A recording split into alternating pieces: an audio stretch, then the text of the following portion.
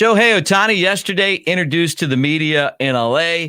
Hey, maybe the Cubs were just a pawn in his scheme to make $700 million. Can't blame him. That's the way the market works. Cody Bellinger, still a big option for the Cubs. The market's starting to work towards him coming back to Chicago. I think it's going to happen. Also, could Sammy Sosa be returning to the North Side? All this we're going to talk about on the Cubs baseball channel. Let's get this thing going. Go Cubs.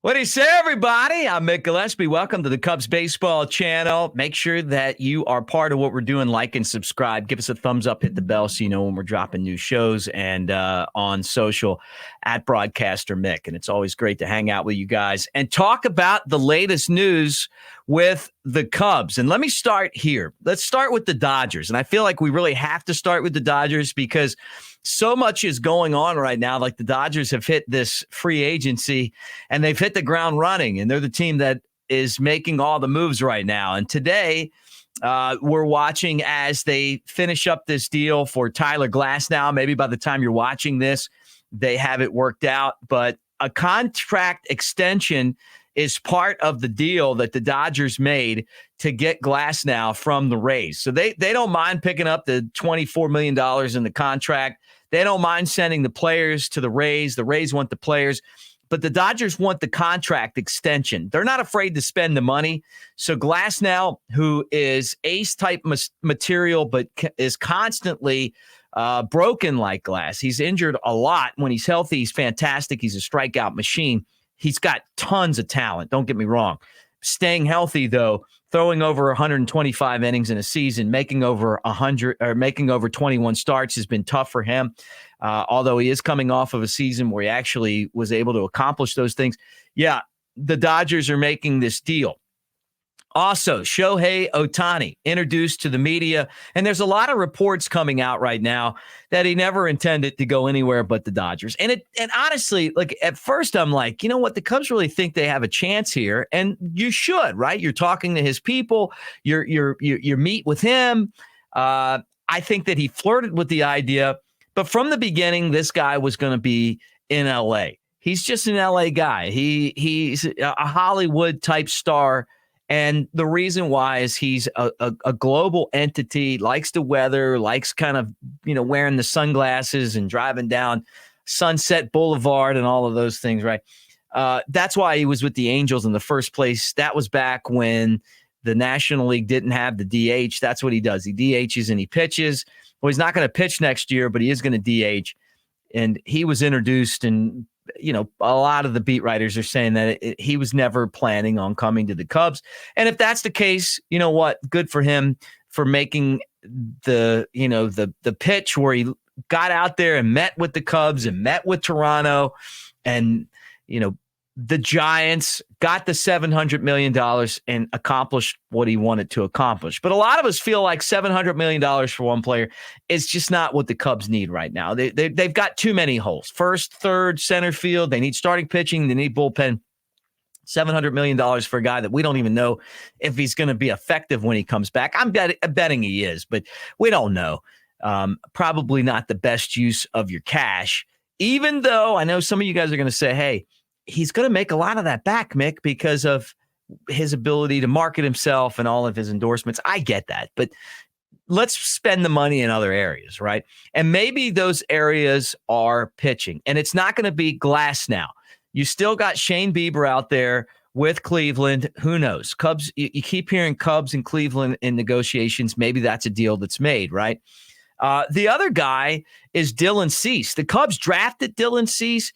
They traded him for Quintana along with Eloy Jimenez. That trade has been so scrutinized just because you're talking about crosstown rivals and everything else. But Cease has 2 years left of his contract. So if you make a deal with the White Sox and you get him, you got a couple of years. He's got great stuff. He's an awesome guy. And then on top of that, the Cubs have the prospects to send the White Sox. The Sox right now are an organization in shambles. Chris Getz is taking over. He's got to rebuild the farm system, and he's got to rebuild the major league team. So there's just so many areas where this team can improve, and the Cubs would be a great help because they have so many guys.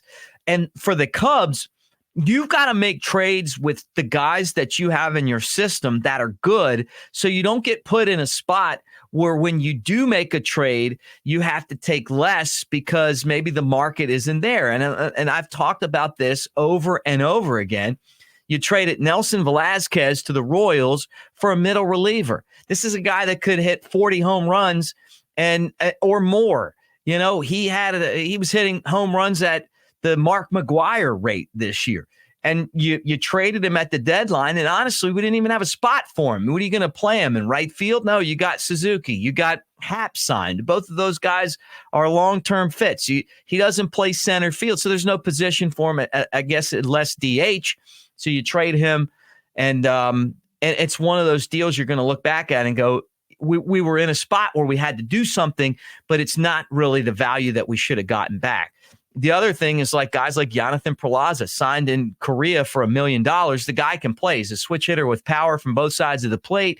Not as good defensively as, say, a Suzuki or Nelson Velazquez or Owen Casey, who's behind him in the Cubs minor league system. But you know, maybe if you do this, you make a trade a year before, you throw him in a package, you get something for him instead of just watching him walk and go overseas and make some cash, right? So you got to look at your system that's got a ton of really good players and figure out who's expendable, not just based on how good they are, but also what you have in the major leagues and where there could be an opening or maybe not, right?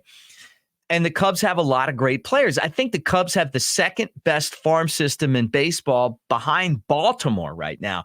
And that tells you a lot. They've done a great job of drafting. They're developing. The trades have helped out as well.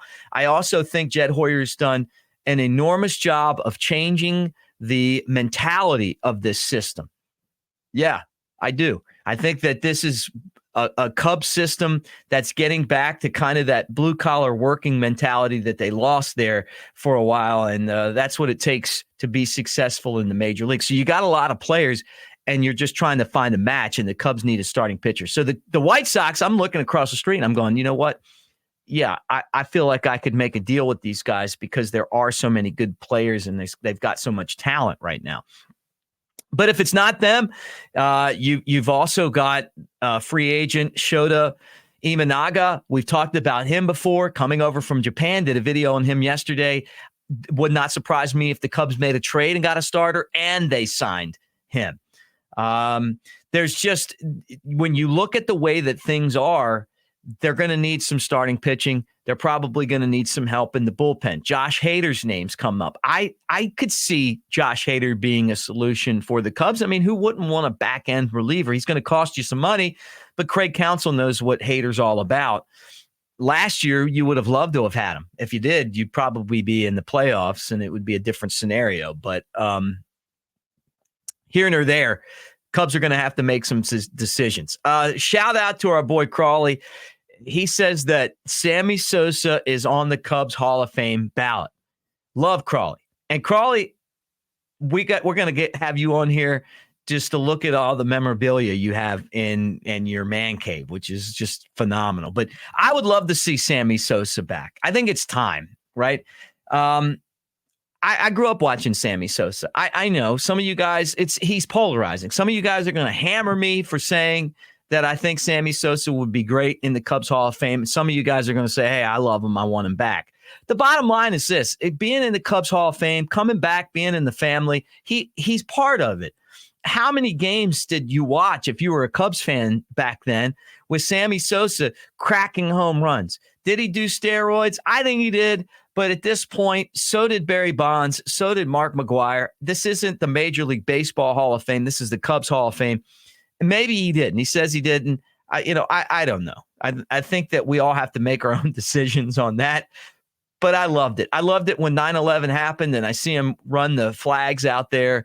I can't tell you how many games I watched with Harry Carey calling his name and the home runs and everything that he meant. I love Sammy Sosa as a player and what he meant to the team, and it would be great to have him back in the fold again. And we'll see. It's the Cubs Hall of Fame's voted on by a committee, and I can't imagine having his name on the ballot, what he meant to the franchise, and not having him part of what the Cubs are doing right now. So you guys tell me what you think. If you had the ballot in front of you, you tell me in the comments section, thumbs up for Sammy, thumbs down for Sammy.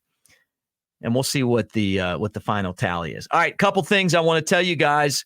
First off, that our channel is presented by Modern Lending. Our friend Chad at This Chad is Real. He does investment consultings. He's an Airbnb expert. He's a big Cubs fan.